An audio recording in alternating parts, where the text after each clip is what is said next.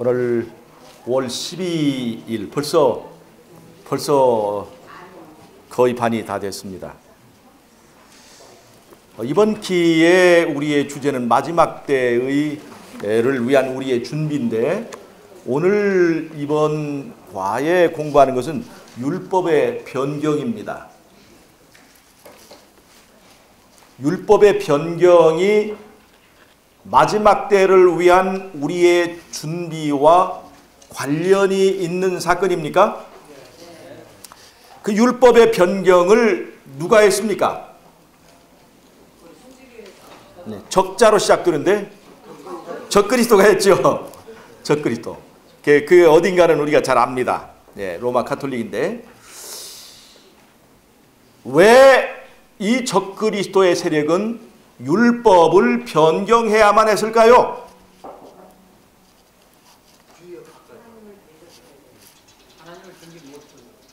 예? 하나님을 경배하지 못하고 하나님께로 가는 경배를 자기가 받기 위해서. 데살로니가 후서 2장 4절에 보면 적그리스도가 성전 밖에 있다고 그랬습니까? 성전 안으로 들어오겠다고 했습니까? 성전 안에 들어와서 마치 자기가 하나님인 것처럼, 자기가 경배받을 자인 것처럼, 마치 자기가 예수님인 것처럼 그렇게 행세를 하겠다고 했습니다. 그러니까 거짓 선지자는 알아보기가 쉽습니까? 어렵습니까? 어렵습니다. 왜냐하면 교회 안에서 활동하기 때문에 그렇습니다.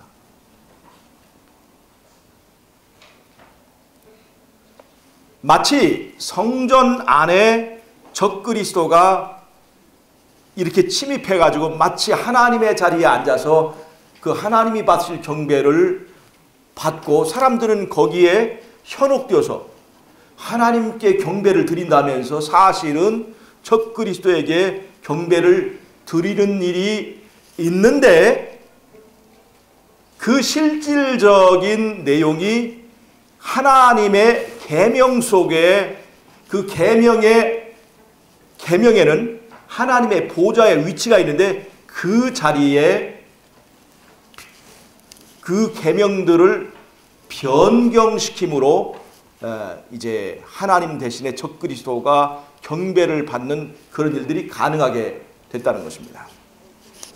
여러분, 하나님의 영역, 성소 안에는 지성소가 있습니다. 그 지성소 안에는 하나님의 보좌의 자리가 있습니다. 그것이 바로 언약궤 위의 자리죠. 언약궤. 십계명 안에, 십계명이 두 파트로 나눠졌는데, 하나는 하나님과 사람과의 관계, 하나는 사람과 사람과의 관계인데, 사람과 사람과의 관계보다 더 중요한 것이 바로 하나님과 사람과의 관계인데, 그 십계명 속에 정말 더 거룩한 부분에 하나님의 보좌의 자리가 있는데, 그것이 뭐냐면 바로 언약의 상징인 언약의 의미가 있는 몇째 계명이에요? 네 번째 계명에 하나님의 보좌의 자리가 있는데, 그 자리를 이 적그리스도는 앉기를 원했습니다. 그래서 그 계명을 변경했습니다.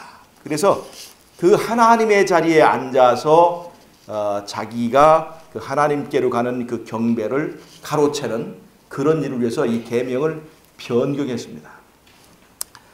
이 선악간의 대쟁투라고 하는 것은 만드신 이 창조주를 경배할 것이냐, 또는 만들어진 이 피조물을 경배할 것이냐.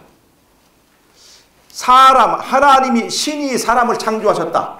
그때 신은 창조주입니다. 근데 사람이 신을 만들었다. 그때의 신은 우상입니다. 그래서 창조주와 우상 사이에 진짜 경배를 받은 신이 어떤 신이냐 하는 것에 대한 다툼이 이 선악간의 대쟁투, 성경상의 대쟁투라고 볼 수 있습니다. 그래서 우리는 안식일을 지키는 이유가 뭡니까? 우리는 창조주를 경배하는 주장과 또 신조를 가지고 있기 때문에 우리는 안식, 창조주의 창조를 기념하고 창조주를 인정하는 의미에서 우리가 안식일을 지키는 것입니다. 그런데 요즘에 우리가 일요일에 예배를 드리는 것은 이것은 창조주의 권위가 아니라 카톨릭 교회, 적그리스도의 권위를 상징하는 것입니다. 그래서 창조주의 권위를 나타내는 몇째 계명을 바꿔야 돼요? 넷째 계명을 바꿔야 됩니다. 그래서 넷째 계명 중에서 창조에 관한 내용을 싹 없애버렸습니다. 하늘과 땅과 바다와 그 가운데 있는 모든 것을 만드신 이를 경배하라고 하는 그 내용을 지워버렸어요. 여러분 또 하나, 하늘과 땅과 바다와 그 가운데 있는 모든 것이라고 하는 것이, 그런 기록이 있는 것이 몇째 계명이냐면 또 둘째 계명에 있습니다. 그러니까 하늘과 땅과 바다와 그 가운데 있는 것을 만드신 이를 경배하라고 그랬는데, 하늘과 땅과 바다와 그 가운데 있는 것, 피조물을 경배하지 말라 하는 얘기가 둘째 계명, 우상에 관련된 그 계명이 있는데, 바로 그 똑같은 얘기가 하늘과 땅과 바다와 그 가운데 있는 것, 그것이 이 둘째 계명과 넷째 계명이 있어요. 그래서 경배의 대상에 관한 이 혼돈을 만들기 위해서 둘째 계명을 없앴습니다. 둘째 계명을 없애야 마지막 때에 뭐를 세울 수 있기 때문에, 짐승의 우상을 세울 수 있기 때문에, 넷째 계명을 없애야 그 창조주에게 경배해야 되는 그 창조주의 그 권위를 이 적그리스도가 받기 위해서 넷째 계명을 없앴습니다.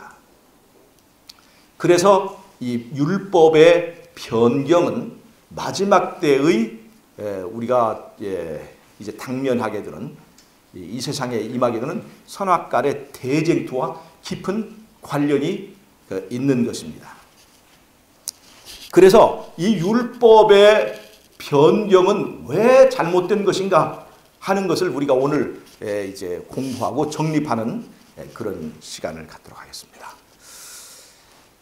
오늘 첫 번째 첫째 날, 그 다음에 둘째 날, 이게 전부 다 로마서 7장과 8장에 관한 얘기입니다. 율법에 관한 것, 우리는 어떻게 율법의 정죄로부터 자유롭게 되는가 하는 얘기예요. 율법의 정죄로부터 자유롭게 되는데, 율법을 폐함으로 율법에서 자유롭게 되느냐? 이게 지금 보통 기독교 일반에서 우리가 생각하는 얘기입니다. 율법이 폐지되었기 때문에 우리는 정죄로부터 자유롭게 되었다.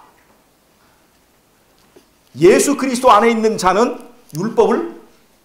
이제는 율법으로부터 벗어났다고 가르치는 바로 그런 이야기를 일반 이제 기독교에서, 개신교에서 그렇게 가르칩니다. 믿음이 율법을 폐하는 기능을 하는가 하는 문제를 오늘 좀 정립하고 가야 되겠습니다. 여러분, 우리가 최초의 우리 조상이 에덴 동산에서 불순종을 하게 되었죠. 불순종을 하게 된 그 배경에는 창조주에 대한, 즉 하나님에 대한, 우리의 왕에 대한 불신이 있었습니다. 하나님께서 우리를 다스리고 우리를 통치하도록 세우신 왕이 누굽니까? 예수님이죠. 그리스도죠. 그 그리스도의 왕권에 도전하는 것이 하늘에서 일어난 사단의 도전입니다. 그 전쟁이, 그리스도의 왕권에 대한 도전이 어디까지 오게 되냐면 에덴 동산에까지 이르러 온 거예요. 그래서 에덴 동산에서 사단이 뱀을 통해서 인간을 유혹한 그 내용은 우리의 왕에 대한 불신입니다. 자, 그러니까 하나님께서 에덴 동산에 많은 나무를 두셨죠. 근데 그 가운데서 먹지 말라고 한 그 나무는 몇 개입니까? 하나예요. 그것이 바로 율법이에요. 그것이 바로 계명입니다. 그 하나의 계명 속에 이미 다 있었습니다. 즉 선악과 계명은 나 외에 다른 신을 섬기지 말라는 그런 계명이죠. 그 계명 속에 10개의 계명이 다 들어있는 것입니다. 거기에. 그 10계명은 유대인들에게 주기 전에 이미 에덴 동산에서 있었습니다. 그래서 가인이 사람을 죽였을 때 이미 시내 산에서 이제 사람을 죽이지 말라고 하는 그 6번째 계명이 기록되기 전에 이미 가인이 뭐가 됐어요? 살인자가 될 수 있었습니다. 계명은 그 이전에 있었던 거예요.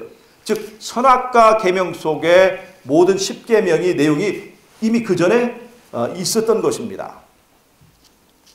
자, 그런데 선악과를 따먹지 말라고 하는 계명은 어려운 계명입니까? 쉬운 계명입니까? 쉬운 계명이에요. 자, 만약에 에덴 동산의 나무가 100그루가 있는데 99개를 못 먹게 하고 하나만 먹으라고 한다면 그 먹을 수 있는 한 그루만 찾아다니라 굉장히 힘들겠죠. 그런데 99개의 모든 나무는 다 먹을 수 있게 했습니다. 심지어 무엇까지 먹을 수 있게 했어요? 생명과까지 먹게 했어요. 생명과. 한 번 먹으면 몇천 년씩 이제 생명을 연장해, 몇천 년씩은 아니고 한 1000년 정도 거의 제 생각인데 그렇게 연장시키는 그 생명과까지도 먹을 수 있게 하셨어요. 그러니까 선악과를 안 먹으면 영양소가 부족하게 하셨습니까? 선악과를 안 먹어도 이미 영양은 충분하게 하셨습니까? 이미 충분하게 영양을 이제 그 영양 상태를 달성할 수 있게 하셨고 이 선악과만 상징적 한 나무만 먹지 말라고 하셨습니다. 그러니까 하나님께서 우리에게 주신 계명은 지키기 쉬운 거예요? 어려운 거예요? 지킬 수 있는 거예요? 없는 거예요? 지킬 수 있는 거예요. 그런데 뱀이 인간을 유혹할 때 그 선악과가 굉장히 보암직하고 먹음직하고 지혜롭게 할 만큼 굉장히 탐스러운 그 빛을 더 이게 과장하면서 이것을 따먹는 나라는 어떻게 된다고 그랬어요? 하나님같이 된다고 그랬습니다. 하나님같이. 굉장히 지혜롭게 되고 하나님같이 전능하게 되고 그 말을 듣고 보니까 선악과 빼고 먹으라고 한 것들은 전부 다 싸구려 같아요. 그 말을 듣기 전에는 굉장히 하나님께서 우리에게 많은 것을 주셨다, 많은 걸 주셨다 했는데 정말로 좋은 것은 못 먹게 하시고 값싼 것들만 우리에게 먹게 하는 그러니까 그 하나님이 너그러운 하나님이에요? 아니면 독재자 하나님이에요?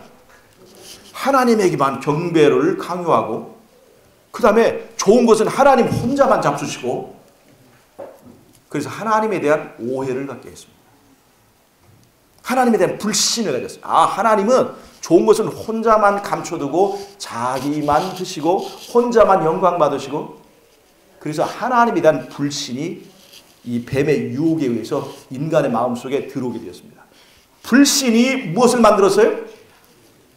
불순종을 만든 거예요. 불신이. 근데 여러분 에덴 동산으로 돌아가려면 불순종하는 사람이 들어갈 수 있습니까? 순종하려는 사람이 들어가야 됩니까? 에덴 동산에는 불순종이 있어서는 안 되는 거예요. 에덴 동산은 순종하는 사람들만 거기 살 수가 있어요. 우리가 에덴 동산에 불순종해서 쫓겨났는데 에덴 동산에 다시 들어가려면 순종의 사람이 되어야 돼요. 근데 순종의 사람이 되려면 우리의 왕이신 그리스도에는 뭐가 있어야 돼요? 불신의 반대말이 뭐예요? 믿음이에요. 믿음. 그러니까 죄를 짓게 된 그 뿌리와 근원을 살펴보면 불신인데 다시 우리가 에덴 동산을 가려면 불신 대신 뭐가 있어야 돼요? 신뢰, 믿음이 있어야 되는 겁니다. 여러분 구원에 있어서 왜 믿음이 필요한가? 그 믿음은 나와 우리의 왕과의 관계에서 필요한 것입니다. 예수님을 영접해야만 내가 순종의 사람이 될 수가 있습니다. 그래서 믿음은 불순종하게 만드는 것이 아니라 무하게 만드는 거예요? 순종하게 만드는 것입니다. 다른 말로 하면 믿음은 율법을 폐하는 것이 아니라 순종하게 만들고 율법을 사랑하게 만든다는 것입니다. 그러니까 믿음은 율법을 폐하는 것이 아니라 내 안에 불순종의 요소를 십자가에 못 박게 하는 것이에요. 그래서 우리가 이런 구조를 우리가 분명하게 봐야 될 필요가 있습니다. 믿음이 율법을 폐하고 예수 안에 있는 사람이, 예수 안에서 정죄함으로부터 자유로워진 사람이 계명을 폐했음으로 자유롭다라고 하는 그런 생각에서 벗어나야 되는 것입니다. 믿음이 순종하게 하는 것이라 한다면 그것은 거짓 믿음입니다. 그것은 뱀이 심어준 믿음이에요. 그래서 예수님께서 이 땅에 오실 때 인자의 날에 너희가 무엇을 보겠느냐? 믿음을 보겠느냐? 이 세상에 제일 흔해 빠진 것이 믿음인데, 예수님께서는 예수님이 오실 때 믿음을 가진 사람이 별로 없다 이렇게 얘기했어요. 그 믿음이란 어떤 믿음이에요?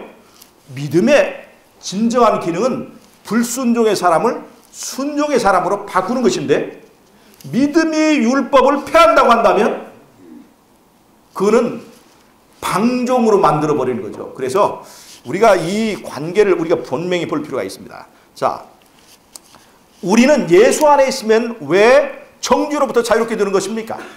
우리가 죄인인데도 불구하고, 우리가 사실 겉으로 드러나지 않아서 그렇지, 또 어떤 환경이 마련되지 않아서 그렇지 우리에게 모든 죄의 요소가 다 있습니다. 우리는 전부 다 흉악한 죄인들입니다. 우리들이 얼굴이 이쁘고 잘생긴 것처럼 보이지만 범죄하지 않은 하늘의 천사들의 그 표정과 그 모습에 비하면 우리는 얼굴도 아닙니다. 영화배우고 탤런트 간에 생긴 것도 아니에요. 얼마나 흉악한 문둥병자들인지 모른다 이 말이에요. 그런 이 영적인 문둥병자들이 하나님 앞에서 흠이 없다, 정결하다, 의롭다라고 인정을 받는 근거가 뭡니까? 근거가. 예. 왜 그렇습니까? 우리가 믿음이라고 하는 것은 지식이 아니에요. 아, 예수님이 우리를 위해서 어떤 일을 하신 것 같구나. 어떤 소문을 들었다든가, 또 그것이 틀리지는 않아. 그 말이 맞아. 이렇게 고개를 수그린다든가, 그걸로 끝나는 것이 아닙니다. 우리의 마음속에 그분을 왕으로 영접하는 것이에요. 왕으로 영접하는 거예요. 그분이 내 안에서 주인이 되는 것입니다. 그분이 어디에서 내 안에 주인이 돼요? 내 삶의 존재가 구조 가운데 가장 소중한 곳에 그분이 계셔야 되는 거예요. 즉, 내 존재의, 내 육체의 지성소에 누가 계셔야 돼요? 예수님이. 지성소에 계신 예수님은 내가 가장 소중하게, 가장 가치 있게 내가 받드는 분이 되어야 한다는 것입니다. 잘 보세요. 예수님이 나에게 얼마나 가치 있는 존재인가. 아직은 예수님이 그 지성소에 계시지 못하고 우리 집안에 뭐 화장실이나 저쪽 마당이나 이런 데 이렇게 그냥 계시는 수가 있어요. 자, 보세요. 내가 예수님을 믿었을 때 예수님이 내 삶에서 주인이 됩니다. 내 삶의 지성소에 있게 돼요. 근데 우리가 율법이 나를 정죄하잖아요. 율법은 내가 죽어야 될 사람이라고 정죄합니다. 내 죄를 따져요. 근데 율법이 잘못됐습니까? 율법이 잘못된 것이 아니라 내가 잘못된 거예요. 그런데 우리는 율법의 심판을 이겨내야 되거든요. 그 정죄로부터. 근데 어떻게 우리가 할 수 있어요? 예수를 영접한 사람은 율법 앞에서 심판을 받을 때 율법이 내 외모와 내 과거와 내 바깥에 드러난 죄를 봅니까? 내 안에 주인이 누군가를 봐요. 내 안에 주인이 누군가를 보는 거예요. 내 지성소에 외모를 보지 않고 중심을 꿰뚫어 보는 것이 바로 율법의 기능입니다. 그 중심을 볼 때 그 중심에 누가 계신가를 봐요. 누가 주인인가를 봐요. 그래서 내가 예수님을 주인으로 받아들인 사람은 내 모든 죄의 값에 대하여 그리스도가 십자가에서 흘리신 피로 그 계산이 됩니다. 그러니까 예수님의 보혈의 공로는 우리의 죄를 간신히 값을 치를 만큼 아슬아슬합니까? 넉넉하게 값을 치를 것입니까? 네. 넉넉하게 값을 치르셨죠. 그래서 우리가 심판대 앞에, 율법 앞에 섰을 때 율법이 나를 보지 않고 누구를 봐요? 내 주인을 봐요. 내 주인. 내 주인을 보고 내 주인의 공로를 보고 나를 의롭다고 선언한 거예요. 그래서 예수 안에 있으면 내가 정죄함이 없고 죄로부터 자유롭게 되는 것입니다. 이거는 내가 예수 안에 있을 때, 예수 안에 있다는 것은 내가 예수 안에 있다는 것은 예수님이 내 안에 계시다는 말과 다른 표현일 뿐이에요. 다시 한번 보겠습니다. 우리가 정죄로부터 자유롭게 된 것은 예수님의 위치가 내 안에서 어디냐에 따라 달라집니다. 근데 이것은 함부로 말할 수가 없어요.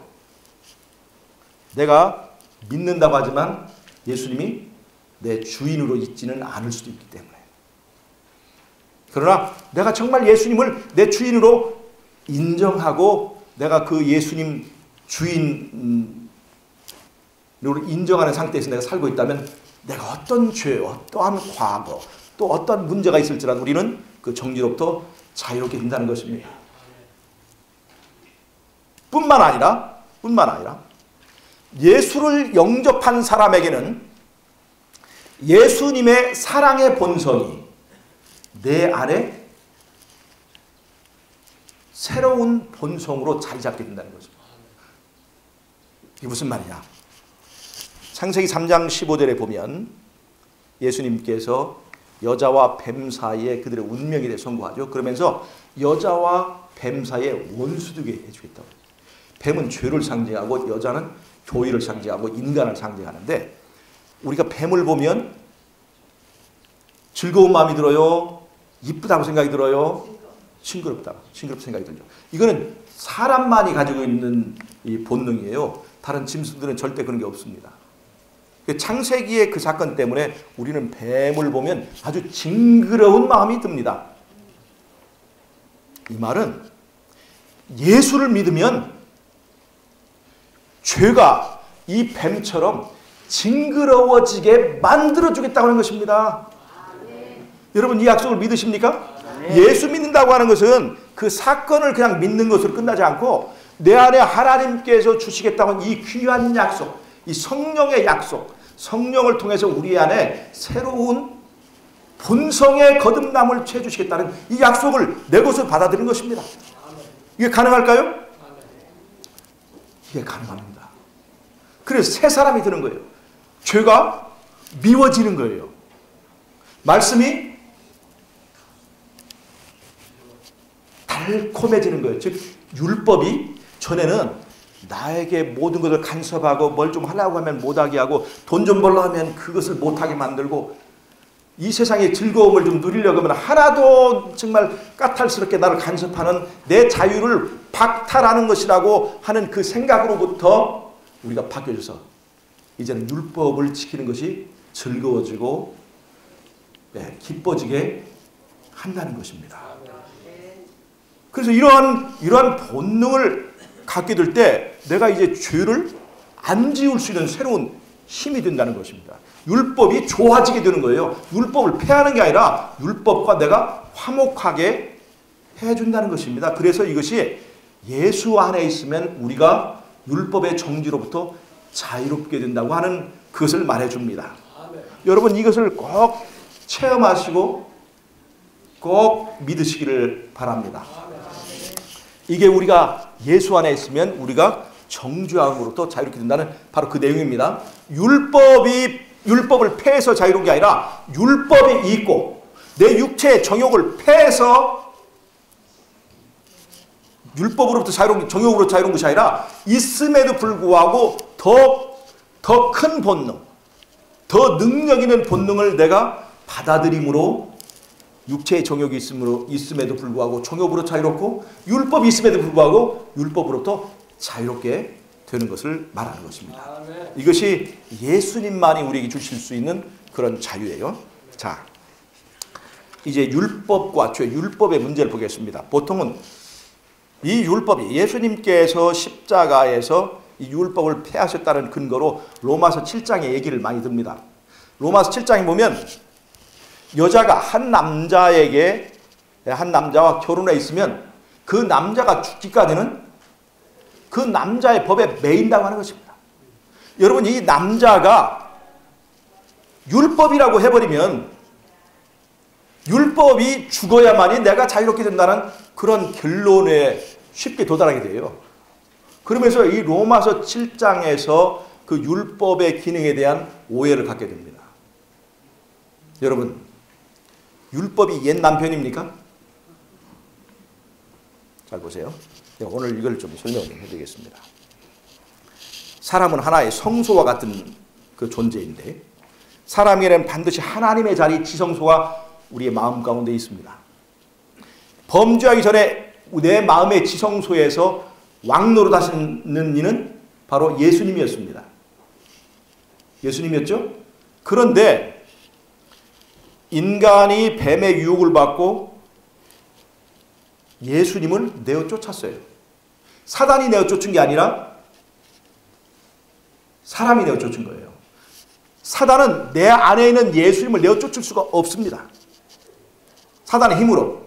그런데 예수님은 사단과 싸움에서는 얼마든지 힘으로 이길 수 있지만 예수님께서 한 가지 약점이 있는데 저항하지 못하는 하나의 대상인데 그게 바로 누굴까요? 예수님의 약점은 바로 나 자신입니다. 인간이에요. 즉 인간에게 자유의지를 주셨어요. 섬길 자를 선택할 수 있는 의지를 주셨단 말이에요. 즉 예수님을 내 안에서 쫓아낼 수 있는 존재는 사단이 아니라 바로 나예요. 인간이에요. 그래서 사단은 자기 힘으로 자기가 예수님을 쫓아내는 게 아니라 인간을 유혹해서 인간이 예수님을 쫓아내도록 그렇게 했습니다. 그리고 그 자리에 누가 함께 했어요? 인간이 아니야. 사단이 아닌 게 아니라 인간이 그 하나님의 자리에 앉아서 그 자리에 앉아서 네가 스스로 하나님같이 될 수 있다고 얘기를 하고 그렇게 한 거예요. 즉 자아가 우리의 중심에 자리 잡게 된 것은 바로 에덴 동산에서의 범죄 사건 이후에 거기서 이렇게 굳어진 것입니다. 즉 우리의 중심에 이제 누가 있어요? 예수님 대신에 자기가 있어요. 그전에는 예수님이 계실 때는 내가 하늘과 연결되어 가지고 하늘에서 오는 능력으로 육체의 정욕을 다스리고 죄를 안 지을 수가 있었는데 예수님을 몰아내고 내 안에 자아가 자리 잡은 뒤에는 하늘과의 관계가 끊어지고 내 혼자의 힘으로 육체의 정욕을 다스리려고 하니까 육체의 정욕의 노예가 되어버린 거예요. 이길 수가 없었어요. 그래서 우리가 죄의 노예가 되어버린 것입니다. 그 다음에 내가 하늘과의 관계를 끊고 자아가 왕노릇하는 그런 상태에 있게 되니까 나보다 힘이 센 누가 나를 지배해요? 뱀이 지배하는 것입니다. 죄가. 사단이 나를 지배할 수 있게 되는 거예요. 즉 예수님이 내 안에서 왕이 될 때는 사단이 나를 지배할 수가 없었어요. 왜? 예수님의 능력이 나를 지켜주니까. 그러나 예수님과의 관계를 끊어버리고 하늘과의 관계를 끊어버리니까 내가 왕이 될 줄 알았더니 결국에는 뱀의 노예가 됐다는 것입니다. 사단의 노예가 됐어요. 그래서 이 사단은 나를 왕의 자리에다 앉혀놓고 허수아비로 만들어놓고 내 이 자아의 희생에서 나를 기생충같이 나를 지배하고 있다는 것입니다. 그래서 우리가 이런 구조에 있을 때, 즉 자아가 내 중심에 있는 사람은 나를 다스린 사람 누구예요? 사단이에요. 그 사단이 옛 남편이에요. 이게 죄가 나를 다스린 거예요. 그러면 옛 남편이 죽어야 되잖아요. 옛 남편이 죽으려면 어떻게 됩니까? 옛 남편을 내 힘으로 죽일 수 있나요? 없어요. 어떻게 하면 돼요? 자아가 죽으면 됩니다. 자아가. 왜냐하면 기생충이니까. 자아가 죽으면 이 기생충도 죽는 거예요. 근데 자아가 우리 힘으로 죽어요, 안 죽어요? 안 죽습니다. 이 자아는 사랑에만 반응하는 것이기 때문에. 그래서 이 자아를 죽게 만드는 유일한 사랑의 능력이 어디에 있냐면 십자가에 있어요. 십자가의 사랑. 아까 보셨죠? 에덴 동산에서 인간은 오해했어요. 하나님은 좋은 것을 혼자 다 취하고 혼자만 좋은 것만 먹고 맛있는 거 다 먹는 독재자로 생각을 했어요. 근데 십자가에서 보여주신 예수님의 모습은, 하나님의 모습은 전혀 달랐습니다. 하나님의 가장 소중한 독생자를 나를 위하여, 이 주인을 위하여 아낌없이 희생하시는 그 모습을 통해서 하나님이 정말로 나를 사랑하는 그 사랑을 깨닫게 되었습니다. 그 십자가에서 우리는 무엇을 느끼냐면 하나님은 정말로 너를 사랑해. 뱀이 말했던 이 선악과 이렇게 맛있고 이것만 먹으면 하나님같이 될 수 있는 그것을 우리가 똑같이 하나님같이 될까 봐 못 먹게 하는 그런 하나님이 아니라 우리를 위해서 가장 소중한 자신의 독생자라도 아낌없이 바칠 수 있는 하나님의 나에 대한 진실이 들어있다는 것입니다. 여러분, 그래서 우리가 십자가를 바라봐야 돼요. 십자가의 사랑 외에는, 그래서 예수님께서 십자가에 있을 때 거기에 있는 그 제사장들과 그 서기관들이 조롱했지 않습니까? 십자가에서 내려와봐 한번. 내려와서 한번 내가 침 뱉었으니까 한번 우리를 죽여봐. 그렇게 했거든. 한번 죽이려면 죽여봐. 그것도 못하면서 타고 택 뱉었단 말이에요. 예수님 내려갈 수 있는 힘이 있었어요, 없었어요? 있었어요. 뺨 딱 때리고 내가 못할 줄 알아? 할 수 있었어요. 그런데 예수님은 내려가지 않으셨어요. 왜요? 그 십자가에서 하나님의 진심을 보여주고 하나님의 사랑이 어떤가? 에덴 동산에서 불신된 하나님의 마음이 거기에서는 표현되어만 했기 때문에 예수님은 그 자리에서 그냥 내 손에 맞아 죽으셨습니다. 내가 죽인 거예요, 내가 때려도 가라도 피하지 않고 맞으셨다고요. 그래서 우리가 그 십자가를 바라볼 필요가 있는 거예요. 십자가에서는요, 오로지 십자가에서만 나올 수 있는 자아를 죽일 수 있는 사랑의 능력이 있습니다. 그래서 그 십자가 때문에 뭐가 뒤집어지냐면 내가 뒤집어지는 거예요. 내가. 율법을 못 박는 것이 아니라 이 죄의 자아를 못 박는 겁니다. 그리고 예수님을 내가 이제 믿게 되고 진짜 예수님은 나의 왕이십니다 하고 그 믿음으로 예수님을 영접하게 되는 거예요. 그리고 내가 죄로부터 자유롭게 되는 것입니다. 그리고 율법과 화목하게 되는 거예요. 그래서 우리가 이런 십자가의 메커니즘, 내가 어떻게 이렇게 율법의 정죄로부터 자유롭게 되는가에 대한 그런 원리들이 그 십자가에 다 있습니다. 그리고 십자가는 율법을 못 박는 것이 아니라 나를 못 박는 것입니다. 갈라디아서 2장 20절에 율법을 못 박는 것이 아니라 나를 못 박는 거예요. 그런데 이것이 성경의 진리임에도 불구하고 사단은 그 십자가를 이용해서 하늘에서부터 못 받고 싶었던 율법을 못 박는 것입니다. 대단하지 않습니까? 하나님의 성전에 들어와서 하나님의 성경책을 이용해서 하나님의 계명으로 율법을 못 박는 것입니다. 그러니까 하늘에서 이루지 못한 것을 이 땅에서 개신교도를 통해서 신학자 목사들을 통해서 그 일을 참 잘하고 있다는 것입니다. 그래서 마지막 때에 대쟁투가 쉽지 않은 것은 거짓 선지자들과 우리가 싸워야 되기 때문에 그렇습니다. 자, 그래서 우리가 이제 옛 남편으로부터 자유롭게 되려면 그 옛 남편이 죽어야 되는데 옛 남편은 내가 죽어야 죽는다는 거예요. 그래서 내가 죽을 때 이 자아가 죽을 때 자아에 기생하고 있는 그 기생충인 뱀이 죽고, 그래서 내가 옛 남편으로부터 자유롭게 되는 것입니다. 그 옛 남편을 율법이라고 하면 율법이 죽어야 내가 자유롭다 하는 논리가 나오잖아요. 그게 아니에요. 죄가 죽어야 되는데 죄가 죽으려면 내가 죽어야 되는 거예요. 그래서 내가 죽어서 내가 옛 남편의 법으로부터 자유롭게 되는 겁니다. 근데 우리가 이것을 옛 남편을 율법이라고 이렇게 적용을 해서 우리가 굉장히 잘못된 길로 나갈 수가 있는 것입니다. 이해가 되셨습니까? 네. 자, 그리고 로마서 7장에서는 그 문제를 우리가 올바로 이해를 하면 죄가 계명을 통해 우리를 속였다, 그런 말도 나오지 않습니까? 죄가 계명을 통해서 어떻게 해요? 이때 계명을 선악과에다 적용을 해보세요. 죄를 뱀에다가 적용해보세요. 그러면 에덴 동산에다 이것을 패턴에다 적용하면 정확하게 맞아떨어집니다. 어떻게 얘기했어요? 내 중심에 이미 교만한 사람, 자아가 들어서 교만한 사람은 계속 뱀의 유혹을 받습니다. 네 힘으로 내가 자아가 살아있는 채로 이 율법을 지켜서 구원을 받으려면 구원을 받을 수 있어요, 없어요? 구원받을 수 없어요. 그래서 율법주의자가 되고 결국에는 우리가 멸망받게 되는 것입니다. 근데 그때의 율법의 기능은 뭐예요?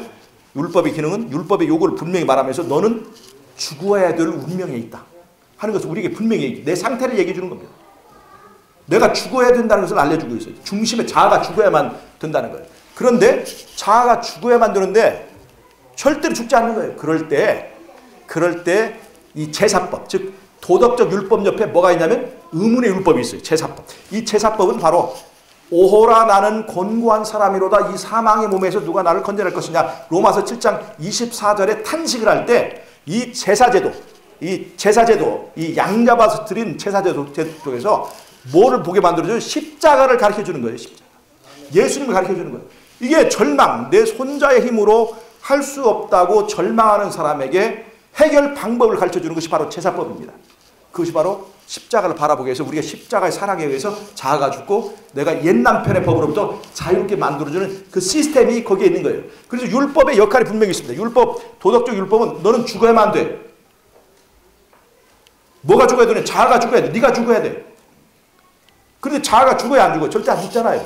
그럴 때 자아가 죽지 않아서 그 자아와의 싸움에서 굉장히 곤고한 우리에게 방법이 있어.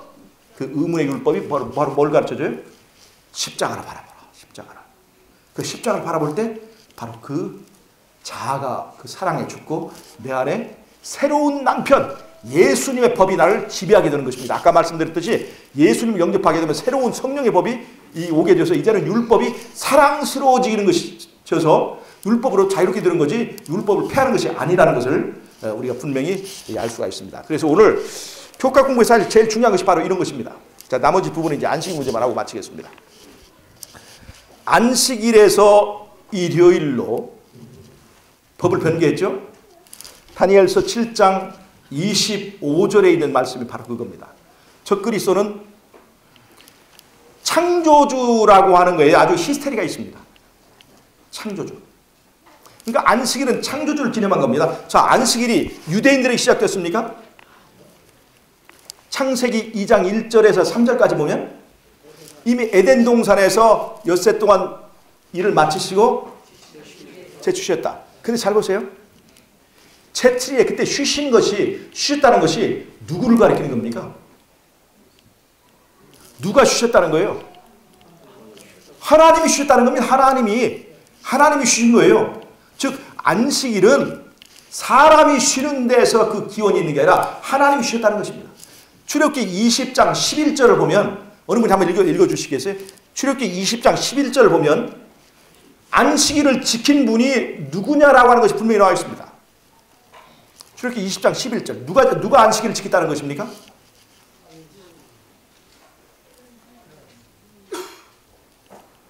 이는 엿새 동안에 나 여호와가 하늘과 땅과 바다와 그 가운데 모든 것을 만들고 제7일에 쉬었습니다. 자, 누가 쉬었다는 거예요? 이게 10계명 중에서 말이죠. 10계명 중에서 다 사람이 지키는 건데 그 중에 딱 한 계명만 하나님과 사람이 함께 지키는 계명이 있습니다. 그게 어떤 계명이에요? 이 안식일만 하나님과 사람이 함께 지키는 거예요. 그러니까 이것을 사람이 아무리 그 날짜를 변경해도 그것이 가능하지 않은 것은 누가 함께 지킨 거예요? 하나님과 사람이 함께 지킨 거예요. 그러면 하나님과 사람과 함께 지킬 때 그 지키는 날짜를 결정하는 것이 누구에게 있어요? 창조주에게 있는 거예요. 히브리서 4장 12절에 어떤 말씀 내보세요. 히브리서 4장 12절 빨리 한번 읽어보세요.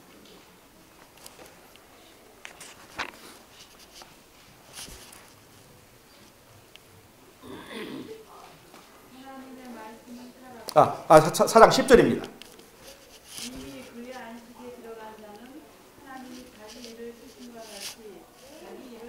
자, 잘 보세요. 안식의 원리가 내가 그냥 지키는 것이 아니라 누가 먼저 하셨기 때문에 하나님이 지키셨기 때문에 나도 지킨다는 거예요. 잘 보세요. 왜 안식일이 언약의 상징이냐? 하나님과 나의 언약의 상징이냐? 그날 하나님이 함께 지키잖아요. 잘 보세요. 하나님이 안식일을 잊어버릴까 안 잊어버릴까요? 안 잊어버립니다.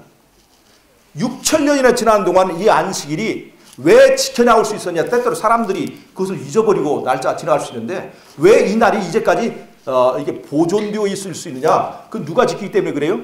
하나님이 지키는 날이기 때문에 하나님이 지켜주시는 거예요. 이 안식일을. 노예 생활을 오랫동안 하고 또 종교 박해 시대 동안 수많은 사람들이 안식일을 잊어버렸지만 누구는 잊지 않았어요? 하나님이 그 안식일을 지키셨던 거예요. 그래서 하나님이 지켜주신 안식일 때문에 오늘 우리가 지키는 거예요.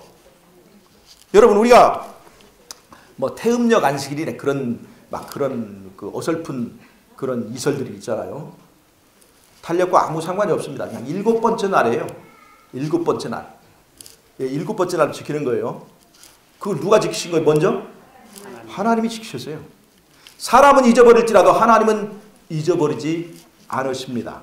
그래서 그 하나님이 지키는 날짜, 하나님과 함께 지키는 그 안식일. 그래서 우리가 안식일을 지키는 것입니다. 안식일은 우리가 믿는 하나님은 창조주다라는 것입니다. 하늘과 땅과 바다, 물들의 근을 만드신 이라고 하는 그 내용이 출애굽기 20장 11절 10계명 속에 들어있습니다. 그것이 이 세상 끝에 전해지는 새 천사의 기별의 첫째 천사의 기별 속에 바로 그것이 있습니다. 계시록 14장 6절 7절 가운데 누구를 경배하라? 하늘과 땅과 바다와 물들의 근을 만드신 이를 경배라고 하는 것은 창조주 경배의 사상이 성경에 처음부터 끝까지 이어져 온 것을 우리가 알 수가 있는 겁니다. 그 창조주 경배의 표징이 안식일인데 그래서 안식일이 마지막 끝까지 이어진다는 것을 말할 수가 있습니다. 아멘. 자, 에덴 동산에서 누가 안식일 지켰어요? 예수님이 안식일 지키셨어요. 안식일의 창시작 안식 지키셨습니다. 그분이 이 땅에 오셨을 때 그 예수님이 안식일 지키셨습니까? 안 지켰습니까? 누가복음 4장에 안식일 지키셨죠. 그 예수님이 안식일 지키는데 그 유대인들이 저 안식일도 모르는 사람이라고 공자 앞에서 문자를 썼어요. 번데기 앞에 주름을 잡았단 말이죠. 얼마나 웃기는 얘기입니까? 우리는 유대인들이 안식일 지키는 겁니까? 예수님이 안식일 지키는 겁니까? 그 차이가 있어요. 절기 안식일과 제칠 안식일은 다릅니다. 제칠 안식일은 범주 전부터 지킨 거고 절기 안식일은 범주 후에 예수님 오실 때까지만 지키는 거예요. 그래서 우리가 예수님이 지킨 안식일, 또 예수님이 지켰을 뿐만 아니라 누가 지켰어요? 제자들이 지켰습니다. 예. 사도행전 13장에 제자를 지켰고, 그럼 사람들이 예수님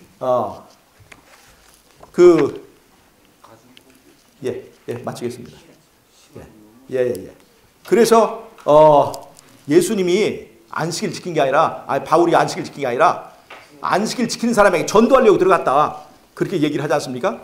그런데 사도행전 16장 13절에 보면 전혀 그런 거 상관없이 빌립보에서 이 사도 바울이 자기들의 기도처가 있을까 하여 강가로 찾아나간 것이 나오죠. 그것이 바로 안식일에 관한 얘기가 있어서 예수님도 지켰고, 그 다음에 제자들도 지켰고, 그 다음에 마지막 때 환난 때도 안식일을 생각하고 또 마지막까지 우리가 안식일을 지켜야 한다는 것을 우리가 생각하시면 되겠습니다. 자, 그래서 사단은 이 계명을 바꾸어서 창조주에게 경배드려야 될 그것을 바로 적그리스도가 받기 위해서 이 계명을 교묘하게 바꿨다는 것을 우리가 이해를 하시면 되겠습니다. 안식일은 예수님과 함께 지켜야 진짜 안식일입니다. 오늘 나만 지키는 안식일에서 함께 지키는 안식일, 행복한 안식일 되시길 바라면서 말씀을 마치도록 하겠습니다. 감사합니다.